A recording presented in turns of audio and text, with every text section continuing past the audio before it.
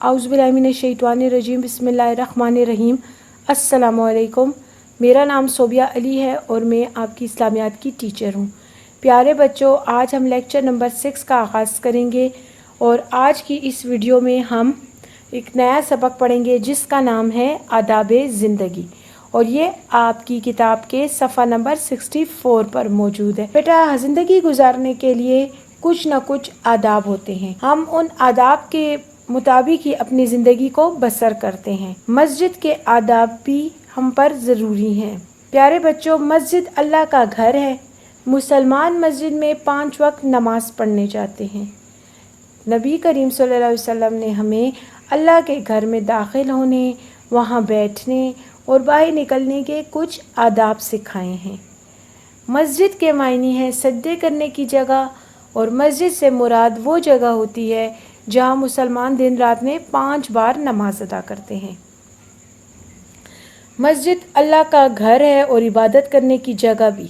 तो मस्जिद का लफ्ज़ सजदा से बना हुआ है और मस्जिद का मतलब है सजदा करने वाली जगह। मस्जिद में जाते वक्त प्यारे बच्चों अच्छे और साफ़ सुथरे कपड़े पहनने चाहिए। अब हमारे पास मस्जिद में दाखिल होने के कुछ आदाब हैं। मस्जिद में दाखिल होने के लिए प्यारे बच्चों पहले दायां पाँव आगे रखना चाहिए, ठीक है। फिर प्यारे बच्चों बिस्मिल्लाह पढ़नी चाहिए और फिर उसके बाद दरूद शरीफ पढ़ना चाहिए। जब बच्चों हम मस्जिद में दाखिल हो रहे होते हैं तो हमें एक दुआ पढ़नी चाहिए जो कि हमारी मस्जिद में दाखिल होने की दुआ है। और वो दुआ क्या है? अल्लाहुम्मा अफ्ताह ली अब्वाबा रहमतिका, यानी ए अल्लाह मेरे लिए अपनी रहमत के दरवाज़े खोल दे।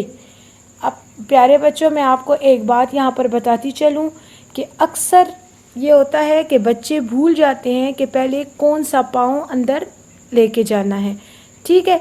तो आप इस बात पर याद रखें कि दाखिल होने के लिए दाल से लफ्ज़ शुरू होता है, दाखिल होना, ठीक है, और दायां पाँव भी जो है वो दाल से शुरू होता है। तो दाखिल होने के लिए सबसे पहले आपने दायां पाँव आगे लेके जाना है, ठीक है। दोनों लफ्ज़ दाल से शुरू होते हैं ना, तो इस तरह आपको फिर याद रहेगा। अब हमारे पास है मस्जिद में बैठने के आदाब। अब प्यारे बच्चों, मस्जिद में बैठने के भी कुछ आदाब होते हैं और उनमें सबसे पहले हमने क्या करना है कि मस्जिद में दाखिल होकर 2 रकात नफल अदा करें, ठीक है। फिर मस्जिद को साफ़ रखना चाहिए क्योंकि मस्जिद तो पाक जगह है, उधर तो सारे नमाज अदा करते हैं, तो उसको गंदा नहीं करना चाहिए। मस्जिद में लहसुन या प्याज खाकर नहीं जाना चाहिए ताकि हमारे मुंह से बू ना आए। मस्जिद में प्यारे बच्चों बुलंद आवाज़ में बात करना भी गुनाह है। इसी तरह झगड़ा करना और बिल्कुल छोटे बच्चों को लाना भी मना है क्योंकि छोटे बच्चों को समझ नहीं आती है, वो शोर मचाते हैं, रोते हैं, तो उससे वहाँ पर मौजूद जो लोग इबादत कर रहे होते हैं उनकी इबादत में मुश्किल होती है, ठीक है। और इसके अलावा मस्जिद में प्यारे बच्चों जूते पहन कर नहीं दाखिल होना चाहिए बल्कि मस्जिद में बाहर ही जूते उतार देने चाहिए। अब इसके बाद देखें हमारे पास है मस्जिद से बाहर आने के आदाब। अब जिस तरह मस्जिद में अंदर जाने के आदाब थे, इसी तरह मस्जिद में बाहर आने के भी कुछ आदाब हैं। अब सबसे पहले बायां पैर बाहर निकालें, ठीक है। अब जाते हुए हमने सबसे पहले क्या किया था कि दायां पाँव अंदर दाखिल किया था और बाहर निकलते हुए बायां पाँव पहले बाहर निकालें, फिर बिस्मिल्लाह पढ़ें और दरूद शरीफ पढ़ लें। प्यारे बच्चों, इसी तरह मस्जिद से बाहर निकलने की भी दुआ है और वो दुआ क्या है? अल्लाहुम्मा इन्नी अस्अलुका मिन फदलिका, कि यानी ए अल्लाह मैं तुझसे तेरे फजल का सवाल करता हूँ।